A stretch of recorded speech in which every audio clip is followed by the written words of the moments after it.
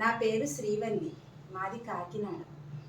నేను అమ్మమ్మ గారి ఇల్లు అనే కాంటెస్ట్లో పార్టిసిపేట్ చేస్తున్నాను. ఫస్ట్ ఈ ఐడియా వచ్చి ఇలా పెట్టిన వాళ్ళకి ధన్యవాదాలు. మాకు ఈ పార్టిసిపేట్ చేసే అవకాశాన్ని ఇచ్చినందుకు కూడా థ్యాంక్స్. నాకు మా అమ్మమ్మ గారి ఇల్లుతో చాలా అనుబంధం ఉంది. యాక్చువల్లీ నేను పుట్టకుండానే మా తాతయ్య గారు అయితే ఎక్స్పైర్ అయ్యారండి. కానీ అమ్మమ్మ గారితో మా ఇద్దరు మేనమామలు, 5 పెద్దమ్మలు, వాళ్ళ పిల్లలు అందరం కలిసి, మా అన్నయ్యలు, అక్కలు, బావలు, వదినలు అందరం కలిసి చాలా బాగా అమ్మమ్మ గారి ఇంట్లో ఎంజాయ్ చేసేవాళ్ళం. ఆడుకోవడం అనే విషయం పక్కన పెడితే మేము విజ్ఞానాన్ని, చదువుని అన్నీ కూడా చాలా బాగా నేర్పించేవారు. మా అమ్మమ్మ మాకు మా మదర్ చిన్నప్పుడు ఎక్స్పైర్ అయితే నాతో పాటు 4 ఇయర్స్ ఉన్నారు.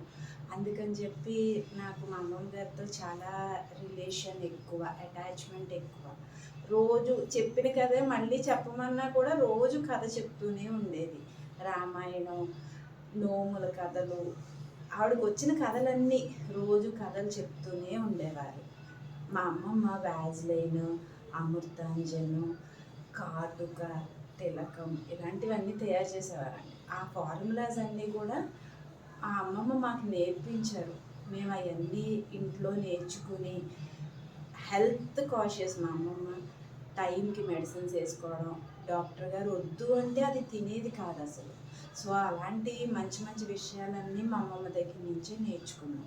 మా ఫస్ట్ ఫెలోషిప్, వచ్చిన వాళ్ళతో ఎలా మాట్లాడాలి, వచ్చిన వాళ్ళకి వడ్డించాలి, ఇవన్నీ నేర్పించేవారు. నెక్స్ట్ ఇంకోటి ఏంటి అంటే మా అమ్మమ్మ దగ్గర నుంచి నేను బాగా నేర్చుకున్న క్యారెక్టర్ మెయిల్ ఫీమేల్ అంటే ఎంతో కొంచెం తగ్గాలమ్మా, మా అమ్మాయిలంటే ఒదిగి ఉండాలి, పని నేర్చుకోవాలి, ఇలాంటివన్నీ కూడా మా అమ్మమ్మే నేర్పించారు. మా మామయ్య రోజుకో టేబుల్ అప్ చెప్తే 2 రూపాయలు ఇచ్చేవారండి చిన్నప్పుడు. సెలవులకి వెళ్తే టేబుల్స్ అన్నీ రివిజన్ చేయించేవారు. పెద్ద బాల శిక్ష తీయించి, పెద్ద బాల శిక్షలోంచి ఆటో బండీరా, 10th క్లాస్కి వచ్చినా కూడా ఆటో బండీరానే రాయించేవారు మా చిన్నమయ్య. సో మేము బాలశిక్ష, పెద్ద బాలశిక్ష ట్రైనింగ్ అవన్నీ మేము తీసుకున్నాం. కిరాణా షాప్కి పంపించి అక్కడ ఏదైనా ఉంటే ఎలా చెప్పాలి, నీకు ఇంత అమౌంట్ ఇస్తున్నాను, ఎంత డబ్బులు అయినవి, అవి సబ్ట్రాక్ట్ అయితే ఎంత వస్తుంది, అన్ని లెక్కలు అడిగి పంపించేవారు. మా పెద్దమయ్య కూడా ఒక సమ్మర్ హాలిడేస్ వచ్చినాయి అంటే మినిమం ఒక 15-20 సినిమాలు చూసేవాళ్ళు. అన్ని సినిమాలకి తీసుకెళ్ళేవారు.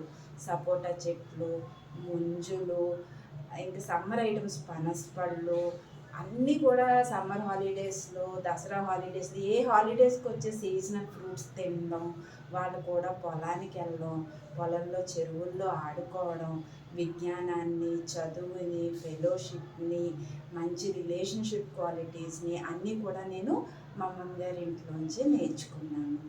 Thanks for giving the opportunity.